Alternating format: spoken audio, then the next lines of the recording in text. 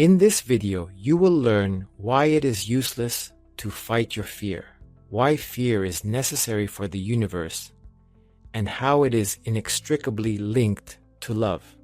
I will also share 2 techniques that allow you not to fight fear, but to go beyond it. I use them in my life, and I know for a fact that they work. I have seen fear ruin people's lives many times, because if you're afraid of something, it's almost certain to happen. If you're fearful of losing, you're nearly certain to lose. And if you fight fear, life is spent fighting a fight you will lose anyway. You will learn how to see your own life and your fear completely differently and understand how to work with fear. Why is fear a part of our life? To understand the essence of fear, you need to know the essence of love, because they are closely related.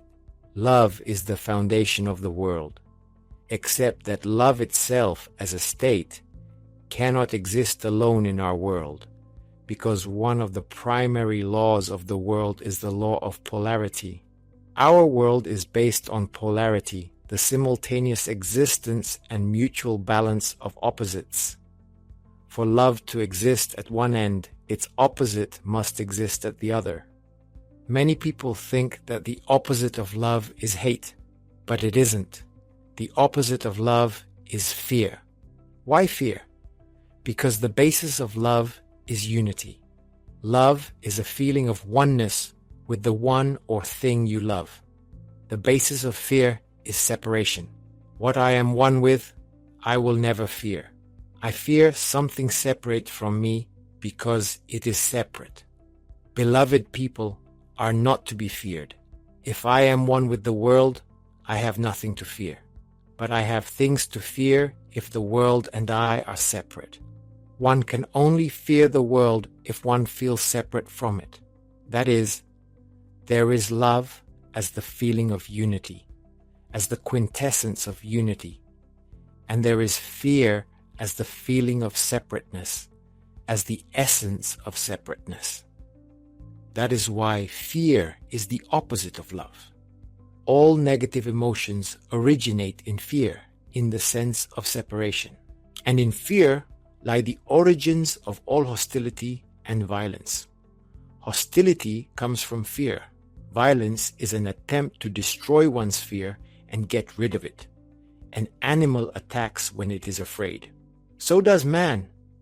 Only man's fear can be much more extensive than the beast's. Man is terrified of losing his life, possessions, relationships, benefits, power, and sense of superiority. Therefore, anger, rejection, judgment, jealousy, envy, all these feelings come from fear. The desire for power over people and for violence also comes from fear. That is, fear is a complex feeling. Why is fear needed if it carries so many negative feelings? How beautiful the world could be without fear. But the fear is necessary so that one can feel love. Love is a feeling of unity, but you will not feel the warmth of unity unless you know the ice of separation. The heart will not open with love unless it has a chance to contract with fear. Therefore, fear is one pole of the grand polarity of fear-love. The fear-love polarity is one of the 3 great polarities that define our world. Fear is the flip side of love. Without it, we would not be able to feel that love is exactly love. How does the fear-love polarity define your life? What is the fear-love polarity? The polarity fear-love can be simplified as a line. One end of this line is 100% fear, absolute separation. The other is 100% love, absolute unity.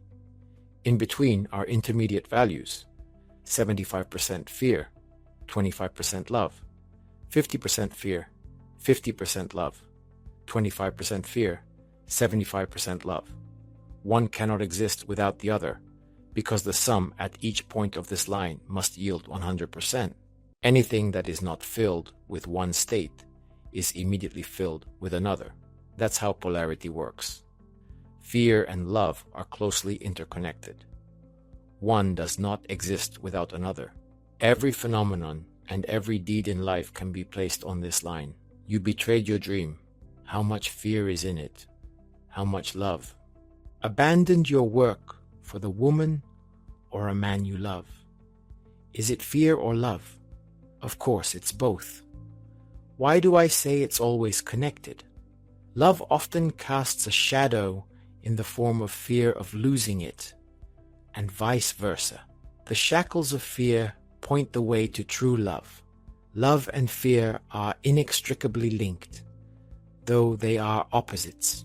Your happiness and joy in life are determined by being on this line. The closer you are to the pole of love, the closer you are to God, and the happier you are, the more you see that the foundation of the world is love. If you are closer to the pole of fear, it appears that the world's foundation is fear. And even formal veneration of God does not save you, because God is also seen as fearful and punishing. Since the evolution of the soul begins with this line in the position closer to fear, it becomes clear why so many people believe in violence and consider fear and violence to be the basis of the world. Fear is the foundation for low-level consciousness. At the initial stage of soul development, at low levels of consciousness, fear plays a more significant role than love. It is essential to realize this when interacting with people and looking inside yourself. Why? Because in the physical world around us, the quantum unity index is close to zero. Here, in this world, we are separate physical objects. We live in a physical body. We have our inner I, our personality, that infamous ego, which is attached to the physical body. And the first task of this I ego is to provide survival of ourselves and this body. And here, fear is an indispensable tool. Fear ensures survival. It signals danger. When you are a separate object, living in a world full of other separate objects and fighting for resources, the world does look hostile. If you don't fight, you lose. Survival of the fittest is the law of the jungle, the law of biological evolution. Fear ensures the survival and evolution of the human body. It is the biological foundation inherited from the animal world and the starting point of evolution. Also, fear provides survival and evolution of the human ego and personality. Moreover, a person with a developed ego goes much further than biology. The ego's fear for its existence is so great that it subordinates any available resources, everything it can reach, to the goal of its survival. Therefore, in an attempt to feed our fear, people establish states, start wars, fight for power, and create civilizations. The origins of civilization also lie in fear. Fear ensures the survival and evolution of the human ego, the personality. It is not only a biological, but also a social foundation. The role of fear in nature and human life is reinforced when people are told that the world is rooted in instincts and that competition and the laws of survival are the basis of the world. Interestingly enough, they are telling the truth. But this truth corresponds to their level of consciousness. If we look at the world only from the point of view of the body and the ego, it is very easy to reduce everything to the instincts of reproduction and preservation of the species. What is left to say? Only, "Forgive them, Lord, for they do not know what they are doing." Understanding the structure of the universe, it becomes clear that there is a polarity, fear-love, and your life depends on the point where you are on this polarity line. If you are closer to fear, you have one life. If you are closer to love, you have a completely different life.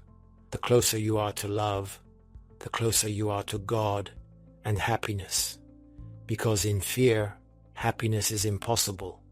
no matter how many resources you get. But it is vital to realize that everything happens in unity. You can't separate one from another. It is always 100% on the polarity line. Your level of consciousness determines your place on a polarity line. The animal state of consciousness is at survival mentality.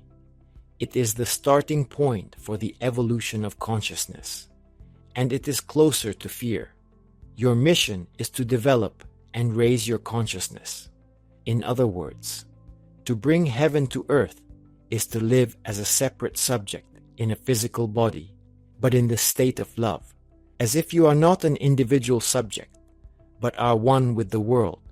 But at the same time, if you understand the profound nature of fear, its essence, and its role in the universe, it becomes clear that you cannot eliminate fear. Fear fulfills a vital role in life and is a part of the universe. It is pointless to fight with it. You only reinforce fear by fighting. For instance, the ego feels the negative influence of fear. Fear blocks the Muladhara, the first chakra, the survival chakra. The ego tries to eliminate fear by concentrating resources. When I have this, and this, I will stop being afraid. For example, when I have $1 million, I won't be afraid. A new fear will arise, a fear of losing that money. You are bound to be afraid of something. You cannot simply eliminate and remove your fear because it is a part of the universe. You still have to live with its presence in your field. It turns out to be a contradiction. The main task of life is to live in love, and fear is the opposite of love and cannot be eliminated. The polarity line suggests the answer. It is necessary, moving along the polarity line, to turn fear into love. Only this will truly unblock the lower chakra and allow you to live, not to be afraid. But it is easy to say, turn fear into love, turn water into wine. How do we move toward the pole of love? I will discuss 2 ways to turn fear into love. Rather, it is not a technique, it is awareness. It is necessary to realize the essence and purpose of fear because it is a safeguard against reckless actions, ensures survival, and indicates your love.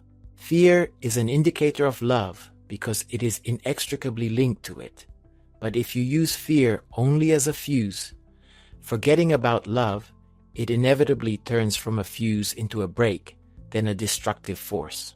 Fear should be used as an indicator of love because they are connected. Let's say there's a young man, Mike. Mike loves photography. He feels it is his true calling. But Mike is a stock trader. He does not like his job very much. The fact that he is engaged in unloved work gradually destroys him. At the same time, Mike is afraid to quit trading and take up photography. Fear tells him that he will not succeed in photography, will not achieve success and recognition, and will lose his financial well-being. As a result, fear prevents Mike from pursuing what he loves to do professionally. Maybe rightly so, because this change could become painful and end badly for him. At the same time, the fear indicates that Mike's love is genuine. He is afraid to take up photography precisely because he wants to. There is no fear of what one doesn't want to do, just indifference or unwillingness to do it, and there is no fear. If Mike forgets about love and focuses only on fear, he will stay in trading, and this slow destruction will eventually ruin his life. And if Mike, while reasonably cautious, follows his love, has a direction, and strives in that direction, he will have a chance to live a much more authentic life. Love often casts a shadow in the form of fear of losing it, and conversely, the shackles of fear show the path of true love. With that in mind, there are 2 ways to transform fear. Turn fear into love. The first way to turn fear into love. The shackles of fear point the way to true love. What does that mean? Fear keeps you within certain boundaries. It acts as a natural safety net. Moving beyond these boundaries can be very painful, and the scale of that pain is not known. Going beyond these boundaries can be so unbearable that it could harm you. But these exact boundaries indicate the possibilities of your development. Why? Because usually the most significant fear points to the greatest love. The biggest fear is being unable to do what you most want. The biggest fear is confessing your love to the person you love the most. That's why it's important to go where your fear lies, where you can find love. It is essential to realize this. You can do this by focusing not on fear, but on love, what you want to feel, experience, and live. When your love, on which you are focusing, becomes greater than fear, when you move beyond the middle point on the polarity line and become a little closer to the pole of love, your fear will cease to dominate you. It will not disappear, but it will no longer be an obstacle. So you have to transform fear by following love and following your aspirations. You have to walk the path where you are real, to your true destination, towards your cause, towards your loved ones, to where it matters to go. Why does fear keep you within boundaries? Why can stepping outside those boundaries be so painful? The answer is that you can only go beyond these boundaries if it's crucial to you. If taking the step is more important than avoiding the pain, you don't have to fight fear. You must go after your truth.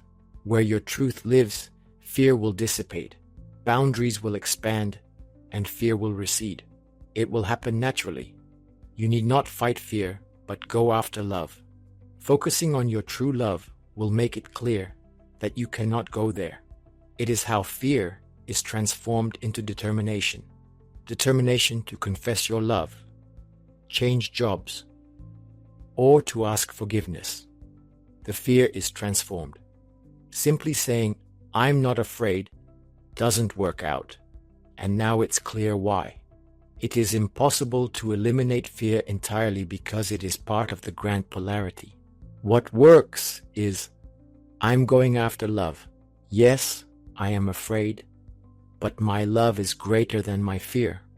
That's how you can come to the point where even the fear of death is no longer overbearing. And after all, it is the most essential basic fear. In the words of John's Gospel, "Greater love hath no man than this, that a man lay down his life for his friends." There is no greater love than if a man lay down his life for his friends. When love becomes even more important to you than life, you transcend your fear and go into love. The second way of turning fear into love. What does it mean? Love often casts a shadow as a fear of losing it. Love as it exists in our world almost automatically gives birth to fear. It is fear of loss, fear of losing what you love. You are afraid of losing what you hold dear. You want to keep beloved people, dear things, dear memories. It turns out that fear of loss, as in the previous case, fear of moving, indicates that you do love. But the more you fear losing something and want to keep it, the more love becomes dependent. You move along the polarity line towards fear, and fear becomes not a shadow of love, but on the contrary, it overshadows love. Fear becomes the primary feeling, and love becomes the shadow. As in the case of jealousy, when the fear of losing a loved one suffocates love. Fear points to what you are afraid of losing, to what you love, but at the same time, fear can substitute for love entirely. You need to focus on the now to move along the polarity, not toward fear, but love. Fear of loss is transformed into love through being in the moment. The transformation is to change the state of fear of loss and the constant expectation of loss to a state of enjoying what you love. You can only live in the moment and enjoy what is happening right now. Right now, you are with the people you love, your beloved, your children, your parents, and your friends. There is no fear of loss in the now. The fear arises when you get out of the moment. You start worrying about the future, and eliminating that fear through the mind is impossible, because the mind will always find something to worry about. It will suggest disturbing images and reasons. There will be anxiety from the desire to hold on to something. It is up to you in any given moment to experience or be anxious or to enjoy the now. Two common expressions are being in the here and now and living in the flow. It sounds very cliché, but they are the truth. The formula for living without fear. The first part of the formula we broke down is do what you love, where you love, with those you love. And the second part of the formula is be in the here and now. That means noticing these wonderful moments and savoring them. It's not enough to be with those you love. You need to pay attention to these people. Living in the flow means living without seeking to hold, freeze, and forever make it dead. Everything living flows.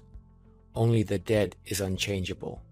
And in this, I want to point out there is no struggle with fear either. Fear dissolves into the present moment. You focus on the present moment. Your fear dissolves. Love does not become addiction. It does not become fear. You remain on the bright side of the fear-love polarity. Thus, we have two realizations: focusing on love, not on fear, and not on fighting it, concentrating on enjoying the present moment, and not on trying to hold on to it, which allows you to transform fear into love without fighting it. You take fear as a sign of love and move along the line of polarity, and there becomes less fear and more love. It's a balance. You are constantly being filled with love because you are love. You don't fully know it because the ego keeps telling you you can't survive without fear. But if you follow the path of conscious living, manifesting your essence and transforming fear into love, you will surely know you are love. If you have God with you, you will definitely have nothing to lose and nothing to fear, because then you own the whole world. Or rather, it doesn't even belong to you, but you are merged with this world, because where God is, there is love, and that is where there is no fear. In this video, we talked quite a bit about the ego. Watch this video to know why the ego is the soul's guide. Create yourself, for what you create will be with you forever. Love to you, Darwind, New World Project.